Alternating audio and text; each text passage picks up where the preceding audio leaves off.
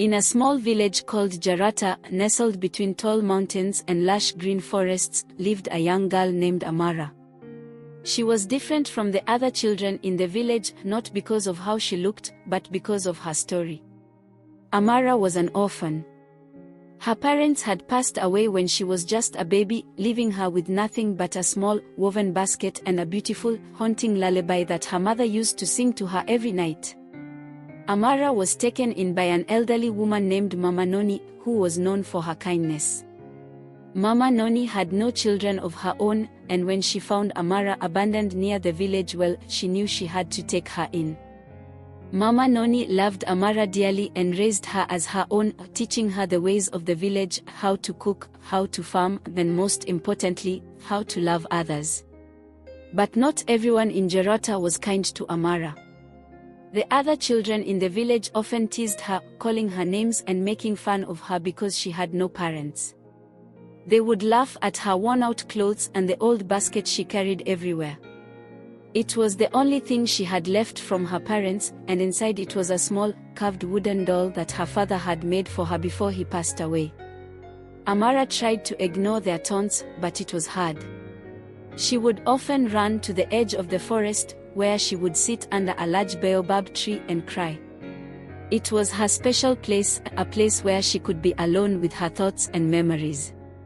Sometimes, when she was feeling especially sad, she would sing the lullaby her mother used to sing to her. The song was soft and sweet, and it made her feel close to her mother. One day, while Amara was sitting under the baobab tree, she heard a rustling in the bushes nearby.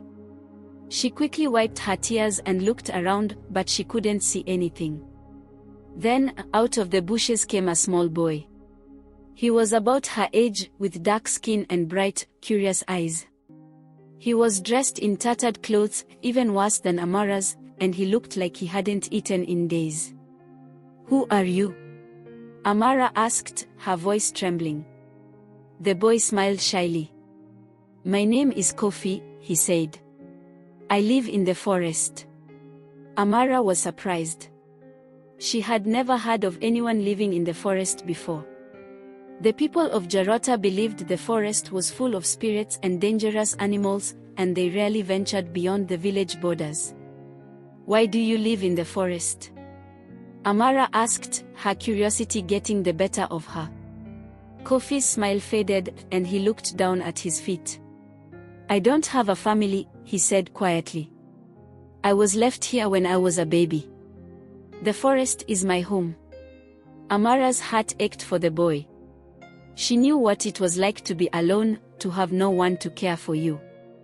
Without thinking, she reached out and took his hand. "You don't have to live in the forest anymore," she said. "You can come with me. Mama Noni will take care of you." Kofi looked up at her, his eyes wide with hope. "Really? You mean it?" Amara nodded. "Of course. No one should be alone." And so, the two of them walked back to the village together, hand in hand. When they arrived at Mama Noni's house, the old woman welcomed Kofi with open arms. She fed him, bathed him, and gave him a place to sleep. For the first time in his life, Kofi felt safe and loved. But their happiness was short-lived. The other children in the village soon found out about Kofi, and they began to tease him just as they had teased Amara. They called him names, threw stones at him, and refused to play with him. Kofi tried to ignore them, but their words hurt him deeply. He began to withdraw, spending more and more time alone in the forest. Amara tried to comfort him, but she knew that words were not enough. She wanted to help him, to show him that he was not alone, but she didn't know how. One night, as she lay in bed, she remembered the lullaby her mother used to sing to her. The song had always made her feel better, and she wondered if it would help Kofi too. The next day, she found Kofi sitting under the baobab tree, staring up at the sky. She sat down beside him and began to sing. Her voice was soft and soothing, and the melody was like a gentle breeze. Kofi closed his eyes and listened, letting the music wash over him. For the first time in weeks, he felt a sense of peace. When Amara finished singing, Kofi looked at her with tears in his eyes. "Thank you," he whispered. "That was beautiful." Amara smiled. "My mother used to sing it to me when I was sad. I thought it might help you too." Kofi nodded. "It did. Thank you, Amara." From that day on, the two of them became inseparable. They spent their days playing in the forest, exploring the village, and singing the lullaby together. The other children still teased them, but they didn't care. They had each other, and that was enough. But as the days turned into weeks, and the weeks into months, Amara began to notice something strange. Whenever they sang the lullaby, the forest would seem to come alive. The trees would sway, the birds would sing, and the air would be filled with a sense of magic. It was as if the song had a power of its own, a power that was growing stronger with each passing day. Amara didn't know what to make of it, but she couldn't shake the feeling that something was about to happen, something that would change their lives forever. One evening, as the sun was setting over the village, Amara and Kofi were playing near the edge of the forest. The sky was painted in shades of orange and pink, and the air was cool and crisp. They were laughing and chasing each other, their worries forgotten for the moment. But their laughter was interrupted by the sound of hurried footsteps. They turned to see one of the village elders, a man named Babatand, approaching them. His face was stern, and his eyes were filled with worry. "Amara, Kofi," he called out, his voice gruff. "Come here at once." The children exchanged nervous glances before slowly walking over to him. Babatand was known for being strict, and they were unsure what they had done to upset him. When they reached him, he looked down at them, his expression softening slightly. "You must come with me," he said. "There's something you need to see." Without another word, he turned and began walking back towards the village. Amara and Kofi followed him, their hearts pounding with anticipation. They had never been summoned by an elder before, and they couldn't help but feel a sense of dread. As they entered the village square, they saw that a crowd had gathered. The villagers were murmuring amongst themselves, their faces filled with fear and confusion.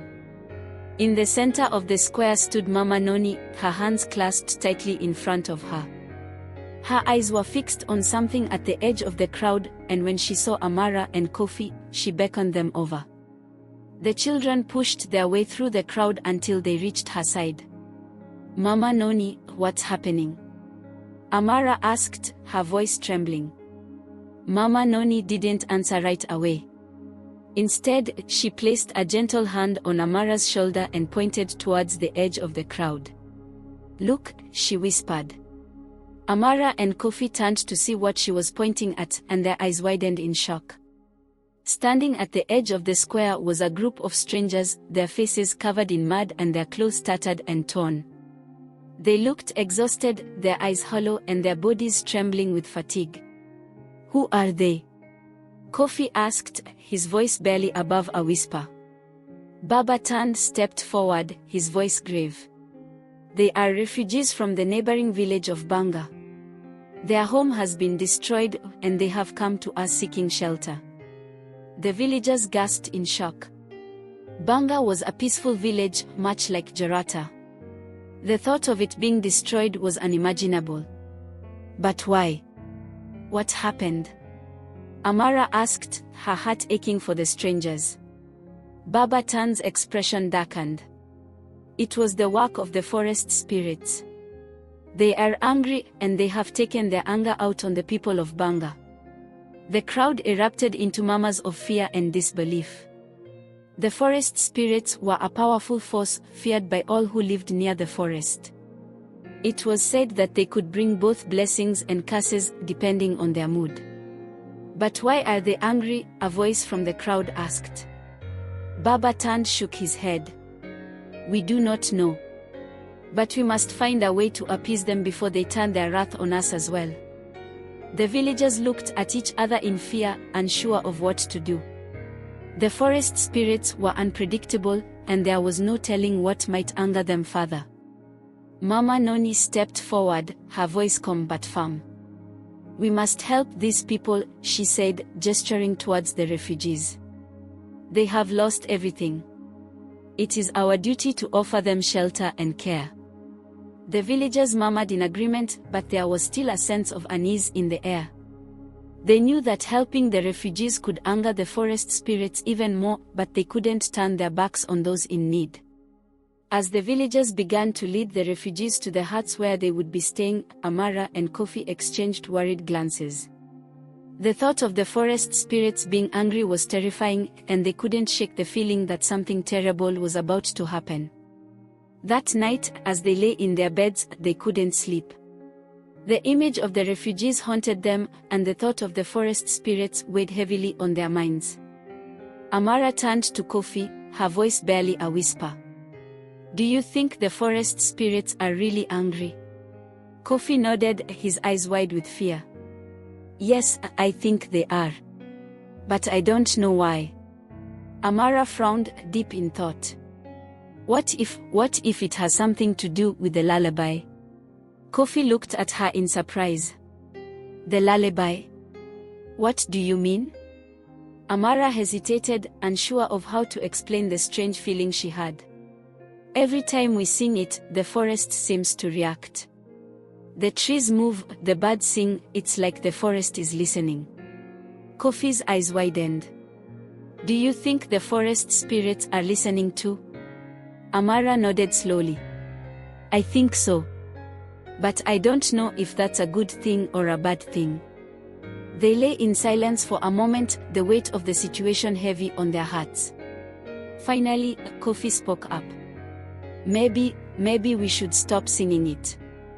Amara looked at him, her heart sinking. The lullaby was the only thing that connected her to her mother, the only thing that brought her comfort. The thought of never singing it again was almost unbearable. But she knew Kofi was right. If the lullaby was somehow connected to the forest spirit's anger, they had to do something.